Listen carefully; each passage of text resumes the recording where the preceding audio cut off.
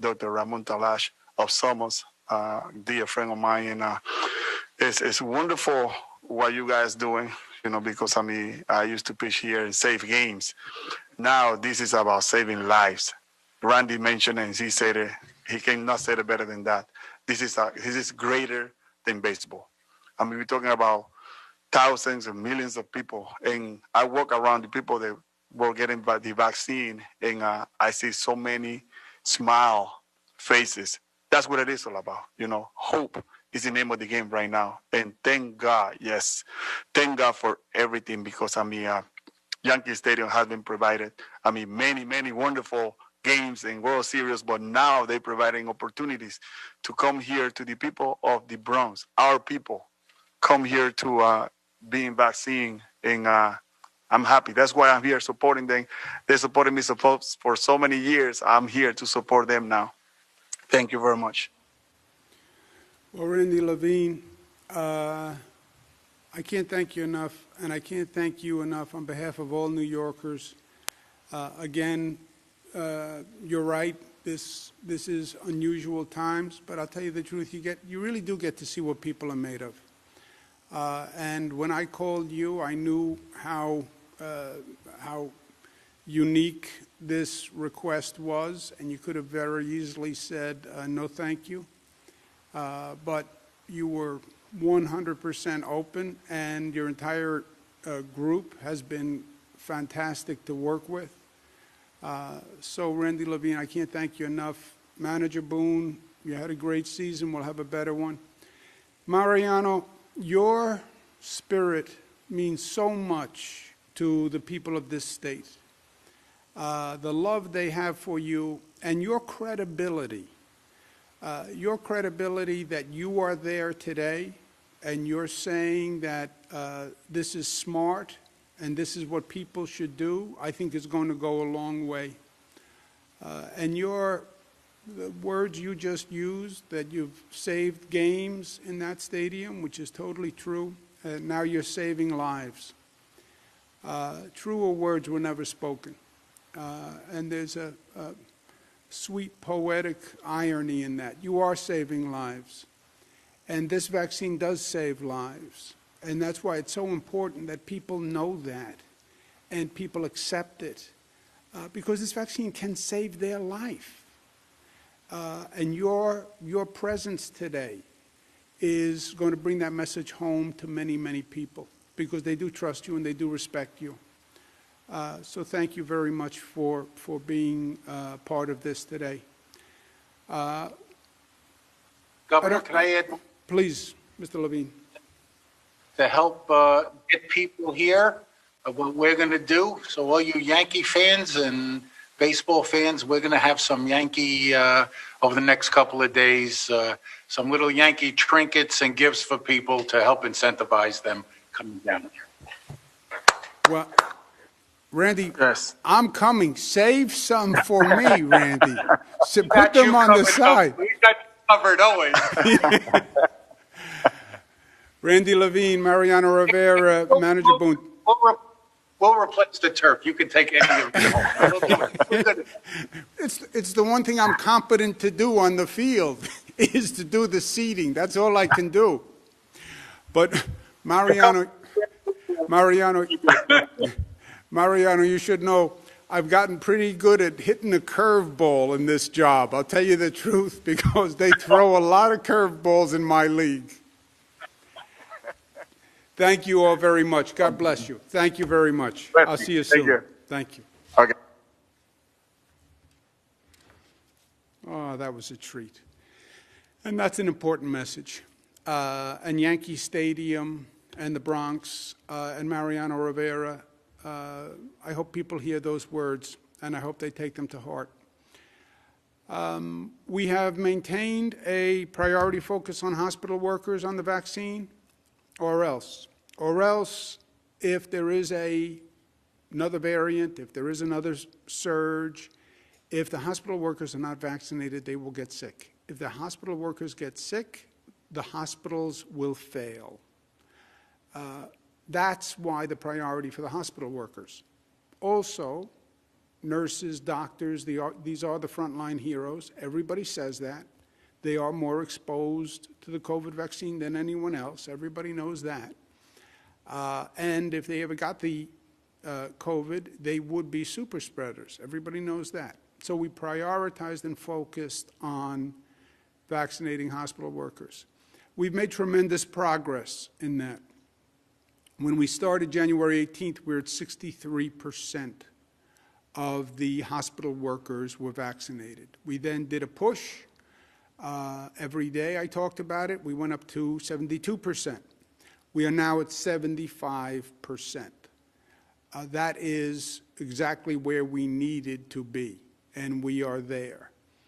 And it was a great effort on behalf of the hospitals to get there, and I want to thank them very much because it has been a tremendous amount of progress in a relatively short period of time. And remember, they are also dealing with the hesitancy issue in the hospitals. And they can offer to the staff, but they can't mandate that the staff takes it. So they did have to have the conversations and the education and the communication that we've been talking about. But many of the hospitals did a great job, and overall they did a great job because we're at 75%. There is still a very uneven performance in this regard, and this still has to be addressed. And then you have hospitals that are at 40%. That is a major disparity. And the differential between literally the higher performing and the lower performing is over 100%. So that is a problem. I've asked the local health departments, please focus on the lower performing hospitals, especially those local governments that run the hospital. These are your hospitals. Please get the performance up. But overall, it has been a great, great success. The hospitals have had 8 weeks to focus on their staff, and that's how we achieved the 75%. We're giving them 1 more week to do the last workers.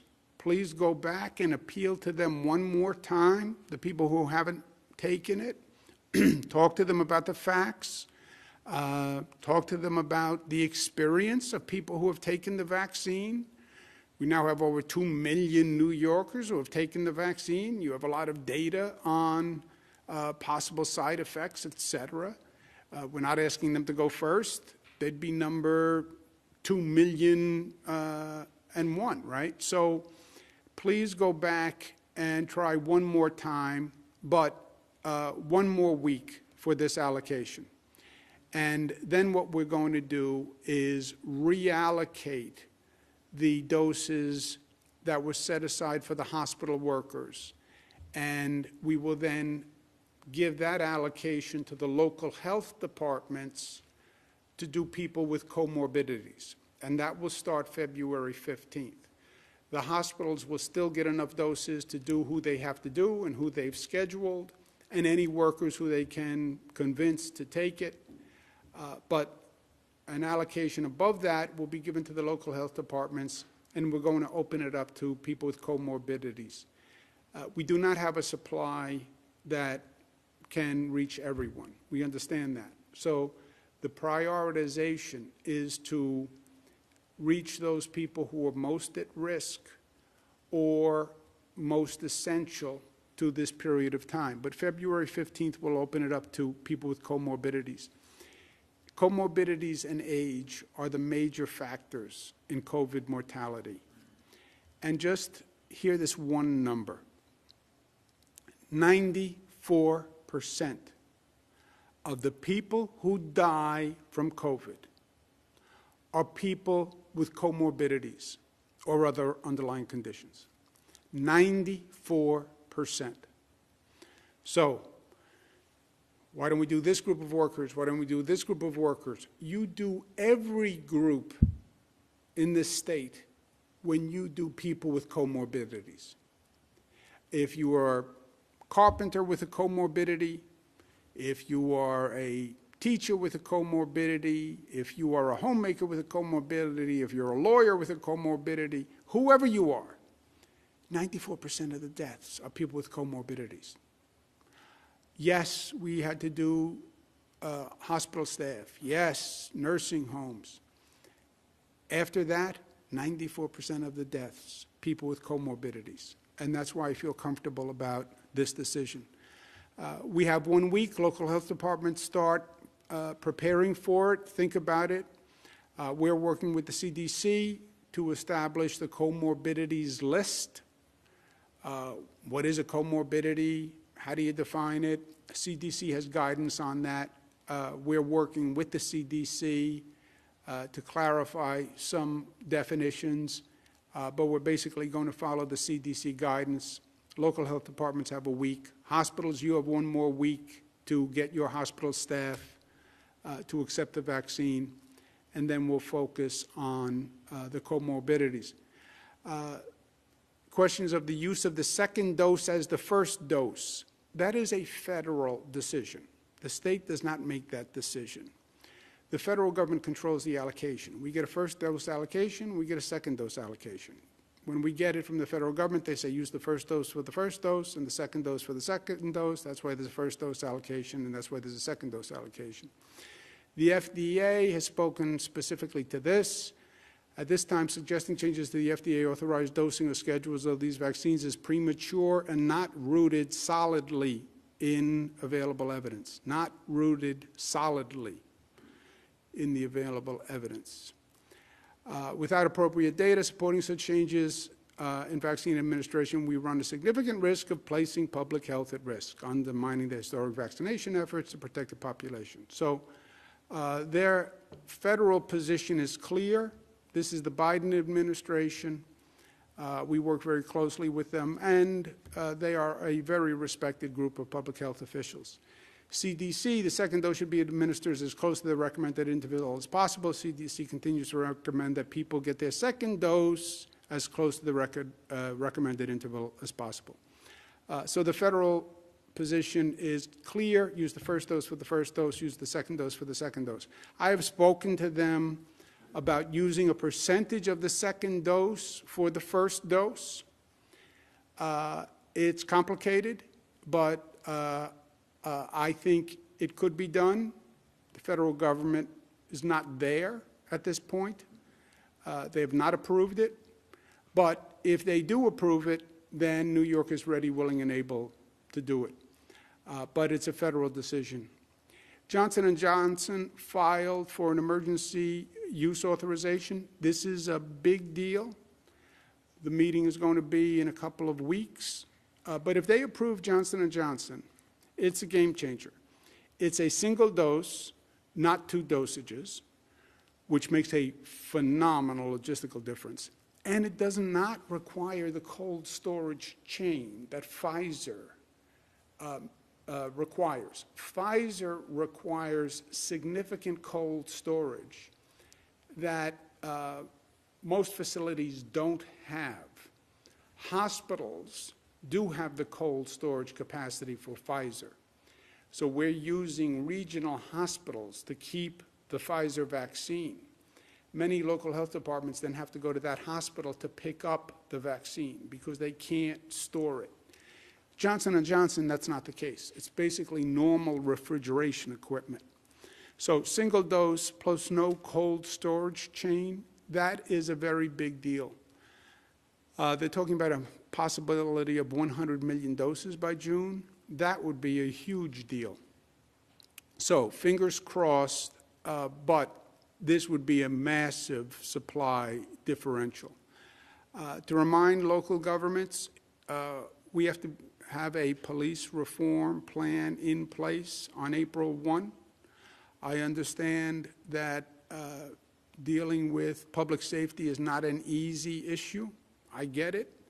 I also understand that it is an essential issue. We're talking about rebuilding the economy. We're talking about reopening. We're talking about getting people to go back to work. We're talking about getting people to come back from vacation homes and go back to cities. They have to be safe. They have to be safe. That is the foundation. And yes, I get the tensions, and I understand it's hard to address the tensions between the community and the police, but it's always about trust and respect. And the collaboratives have to be undertaken, and we have to have the conversation, and we have to reach a place of commonality.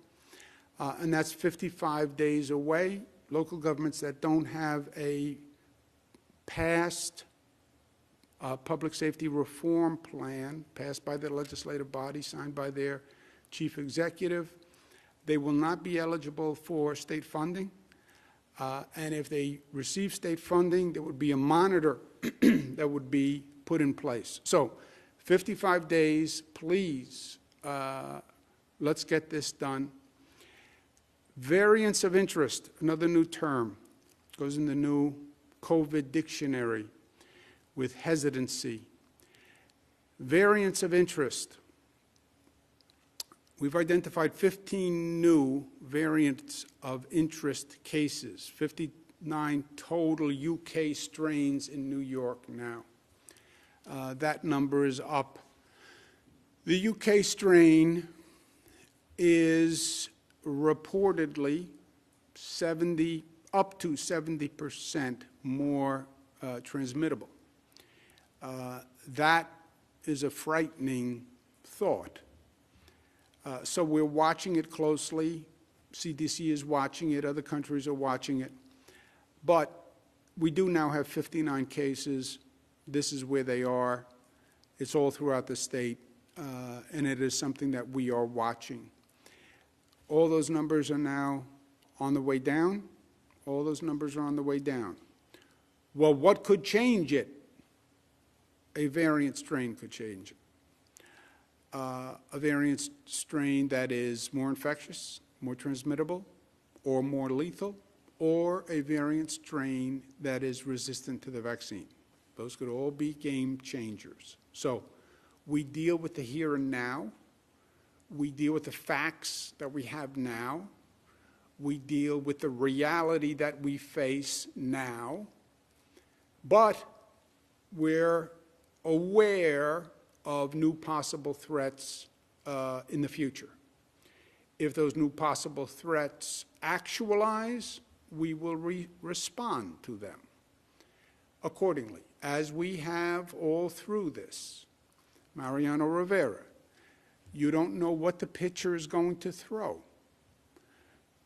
The pitcher throws the ball. You watch the pitch, and you adjust the swing accordingly. So we wait to see what the COVID pitcher throws, depending on whether it's a fastball or a sinker or a curveball. Then we will adjust our swing accordingly. But right now all the numbers are down, but we're aware that the pitcher has the capacity to throw a curveball. And we are ready for the curveball if that pitch comes. Yesterday, I sent a letter to the congressional delegation, and I had a conversation with them on the phone on the same topic that we talked to Governor Murphy about earlier. The allocation of the $350 billion is everything. And I understand the congressional process. I respect the congressional process. I understand that COVID has affected every state. COVID has not affected every state the way it has affected this state. That is the fact. My job as governor of New York is to represent the people of the state. I fight for the people of the state. That's what I do. That's what I'm supposed to do. That's my oath. This state deserves a disproportionate amount of the federal aid because we had a disproportionate amount of the pain and the loss. We had more economic loss. We had more deaths. We had more disruption. In many ways, we did the nation a service because we dealt with this issue before anyone else. And they could see what was happening in New York and learn from what was happening in New York. Going second or going third or not having the COVID issue until 3, 4, 5 months after New York dealt with the problem was a significant advantage. We had no notice. That's why I call it an ambush. We couldn't prepare our hospitals. We couldn't prepare our people. We didn't even know it was here because the federal government never told us. That's why it's their federal negligence. Now you're going to allocate funding to pay for the damage. We had more damage. Hurricane hits a block. There are 20 homes on the block. Some homes have more damage than other homes. You have to allocate funding to rebuild the homes on that block. The homes with more damage get more funding because they had more damage. All 20 homes don't say, we should have the same amount of money and the same amount of funding because we were all involved in the hurricane. No. The house that had more damage from the hurricane should have more funding because they have more repairs to do.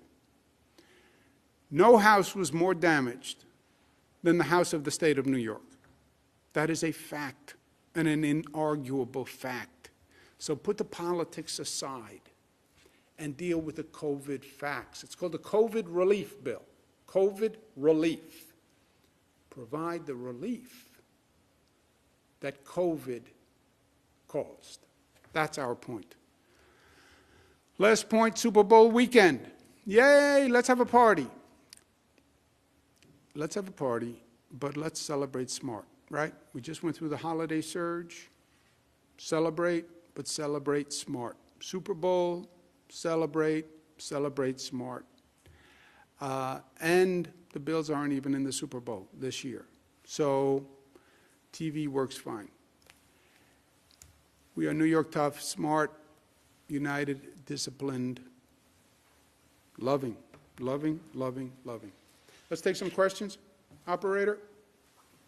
Thank you, Governor. If you'd like to ask a question, please use the raise hand function at the bottom of your window. We'll take a brief moment to compile the Q&A roster. Governor, your first question comes from Peter Haskell at WCBS 880. Peter, your line is now open. Please unmute your microphone. Hey, Governor. I want to ask you about indoor dining.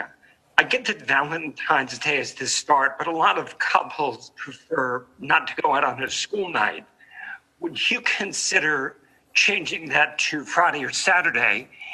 And secondarily, what about extending the curfew outside of New York for Super Bowl Sunday? First of all, Peter, how great was Mariano Rivera? Wasn't he beautiful? Beautiful. Yeah, he is a special human being. I've had a chance to meet him. He really is special. He has that infectious personality, and I hope people listen to him.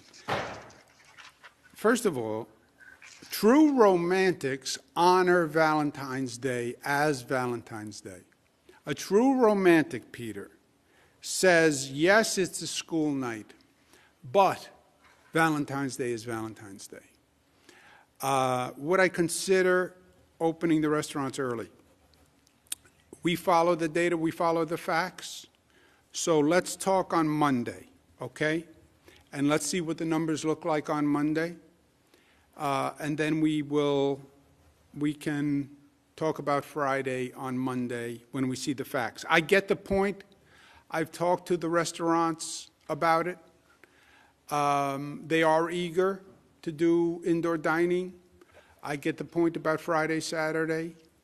But let's look at the numbers over the weekend and talk about it on Monday.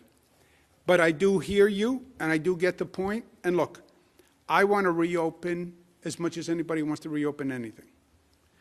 On every level. It's on the numbers and safe. But let's look at the numbers over the weekend, and then we'll have the conversation on Monday. Who has an answer to Peter's second question? Peter, are you still there? Yeah, I'm here. here. What was the second part of the question? Second question was extending the 10 p.m. curfew for Super Bowl Sunday. Yeah, the curfew, like everything else this past year, it's complicated. In this state, we do not have a differential, we don't have different licenses for restaurants and bars. Many states license bars separately from restaurants. In retrospect, I can see why. We have one license, and it doesn't distinguish between a bar or a restaurant. If we could separate the two, then you could argue for different times at a restaurant than a bar. We don't have that ability. It's one license. And the curfew is because when people tend to stay later and they're just drinking, then there's more gatherings. You can't drink and wear a mask. Actually, they have some masks with a sippy straw, but I don't know that you really want to sit at a bar and drink through a sippy straw. So that's the point of the curfew. And no, we're not thinking about changing the curfew for Super Bowl Sunday. Maybe if the Bills were in the Super Bowl, it'd be a different conversation. Just kidding. Anyone want to add anything on that? Want to add anything else? Okay, next question, operator. Governor, next up we have Gwen Hogan from WNYC. Gwen, your line is now open. Please unmute your microphone. Can you hear me, Governor? Yep. Thanks so much for taking my question. I appreciate it. Just on the first point, have you read the letter from the Albany Press Corps? Are you considering implementing those changes? But in terms of what my questions are today, when will you give us a list of pre-existing conditions? This is something folks have been asking for a long time. And secondly, can you explain why your administration does not consider prisons congregate settings? The list of pre-existing conditions, we're going to follow the CDC list. So if you go pull up the CDC list, you have the list. We need some clarifications because some items on the list raise questions for the health professionals, and that's what we're working through. But if you take the CDC list, you have the basic list. Prisons, we are vaccinating people in prisons on the same basis that we're vaccinating people in the general public. So it's 65 plus and the people who are medically frail in the prison system. When will that start, Governor? It has started. Today? Because it had not started yesterday. Does anyone know? We announced yesterday that it started, so as of today, we're beginning to do that. And Do you know how many folks have got? And I didn't No, get. it's a universe of, I'm sorry, Governor. Go ahead. Excuse me. It's a universe of 1,075 people, so it shouldn't take very long, but yes, it's starting today. I did not see the letter from the Albany Press Corps. But so, I'm sorry, you didn't answer my earlier question. Why are prisons not considered congregate settings? Because people in shelters can receive vaccines if they're under 65. Other types of congregate settings are eligible for vaccination under 1B. I don't know the specific definition of congregate. I know for the prison system, we are doing 65 plus and medically frail, which is the same situation for a person in a senior citizen who's living in an apartment, et cetera. It's the same set of rules for both. Okay. Next question, operator. Governor, next up we have Dennis Slattery from the Daily News. Dennis, your line is now open. Please unmute your microphone. Good afternoon, Governor. How are you? Hiya, Dennis. How we doing, buddy?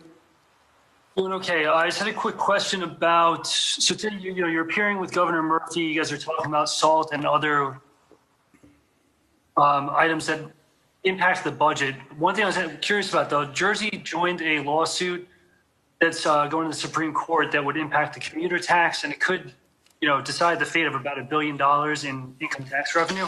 Have you talked to Governor Murphy about this? Our staff has talked about it. It's no doubt we have a difference of opinion. That lawsuit could have devastating consequences to the state if we're not successful. I believe we will be successful, and we should be successful, but there's no doubt that it would have devastating consequences. But look, at the same time, Dennis, there is no path forward that doesn't bring back the New York City or New York State economy, right? There is no long-term path that doesn't address the chronic problems in New York City. The COVID issue, vaccines, crime issue, these have to be addressed long-term. Because, yes, the lawsuit is about, well, if you live in New Jersey, should you pay? If you stay at your house in the Hamptons, should you pay? If you live in the Hudson Valley in your summer house and you moved out of the city and you're now in your Hudson Valley summer house, should you pay? If you went to Florida, should you pay the New York City tax? That's the lawsuit. But long term, the person who's now in the Hamptons has to move back to New York City. The person who's in their Hudson Valley house has to move back to New York City. The person who's in Florida has to move back to New York City. If they don't, your problem is going to be bigger than the lawsuit because you're going to have a fundamental shift in the economics of the city. So there is no long-term answer other than have people move back to the city because they're not afraid of COVID, and you do have arts operating, and you do have theater, and the energy of the city is back, and the city is safe. That's the only long-term path, Dennis. Next question, operator. Governor, next up we have Patrizio Rubeo from Radio Catskill. Patrizio, your line is now open. Please unmute your microphone. How you doing, Governor? My question is about police reform. April 1st is right around the corner for the police reform to be submitted by the towns, villages, and cities. But what happens after that? Will the state have any oversight on whether or not the plans submitted are implemented? Good question. We do not speak to what a locality's plan should be, okay? You have 500 jurisdictions in this state that have police departments. Almost all of them have a level of the tension between the police and the community, right? We saw demonstrations after the George Floyd killing all across the state. And you could argue by scale, some of the smaller cities actually had larger demonstrations. You have to put that community at the table and figure out what is their issue and how do you come to a mutual trust and respect between the police and the community. The police can't police without trust and respect of the community. And the community will not allow policing by a police department that they think doesn't trust them. So you don't really have an option. I liken it to a marriage, which is a bad analogy, but it has to work for both or it's not going to work, right? And divorce is not an option here. But whatever they say works, fine. Pass it by your legislative body, sign it by your executive, and then we will leave it to that locality to follow the plan that that locality passes. If they don't pass it, then the state's point is, well, we believe public safety and a public safety agreement is essential as a government service. Public safety is a top priority. And you, local government, have to have a plan for public safety that is accepted by your community and your police. If you don't have that plan, and we started talking about this a year ago, so they had plenty of time. If you don't have a plan by April 1, then the state's not going to fund you, or will put in a monitor over your police, and the monitor will make sure everybody's working to get that plan done. But public safety is a fundamental responsibility of government. I believe that. And you want the economy to come back, you want people to move back, you want people to stay, you want children to stay and buy a home and make their life here. You have to have a safe state, a safe city, a safe town, a safe village. And that's why April 1. Thank you. Operator, let's take one more question. Governor, your last question comes from Michelle Brown at News 12. Michelle, your line is now open. Please unmute your microphone. Good afternoon, Governor. Thanks for taking my question. Governor, we have a teacher who lives in Rockland County, but she teaches in New Jersey. She was about to get her vaccine today, but we were told your office went out of their way to stop it. Why would you stop it if she's a teacher which qualifies for New York's Phase 1B group? I have no idea. That's like a mind bender. New York State resident teaches in New Jersey, and you say she was stopped from getting a vaccine in New York? Yes, correct, in Rockland County. Huh. Does anyone know what that situation is? I don't, but I can't imagine that that's true, so I'm happy to look into it right after this, and we'll get back to you directly, Michelle. But teachers in New York who work in New York can get vaccinated in New York the same way that firefighters, police officers, regardless of which states they're in, although in other states where they work, they're also honored with reciprocity. But we'll get the specific answer for you on that. I could see, Michelle, where someone was confused at a site, right? Because this is a little wrinkle on the situation. But our policy is no, they would receive a vaccine in this state. Is Governor Murphy still there? Nope. All right. Thank you, Governor. Thank you, Michelle. All right, thank you all very much. Have a good weekend.